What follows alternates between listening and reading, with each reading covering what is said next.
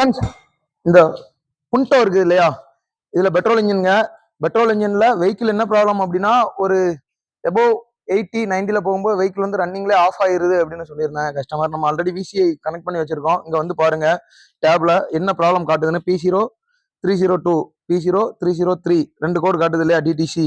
அது பக்கத்துல பாருங்க என்னன்னு, failed combustion cylinder 2, failed combustion cylinder 3ன்னு வருது இல்லையா. இது எப்படி இந்த கம்பஷன் ஃபெயிலியர் ஆகுறத வந்து எக்ஸாக்டா இங்க காட்டுது, அதுக்கு என்ன சென்சார் யூஸ் ஆகுது அப்படின்னு நீங்க பாத்தீங்க அப்படின்னீங்கன்னா, நாக் சென்சார் அப்படின்னு இன்ஜினோட பிளாக்ல ஒண்ணு இருக்குங்க. அதுதான் எக்ஸாக்டா 2வது சிலிண்டர்லயும் 3வது சிலிண்டர்லயும் கம்பஷன் வந்து ஃபெயில் ஆகுது. அதுவும் பாருங்க, அப்பப்போ இது வந்துட்டு போய்கிட்டு இருக்குது இந்த ப்ராப்ளம், பர்மனண்டா இல்ல.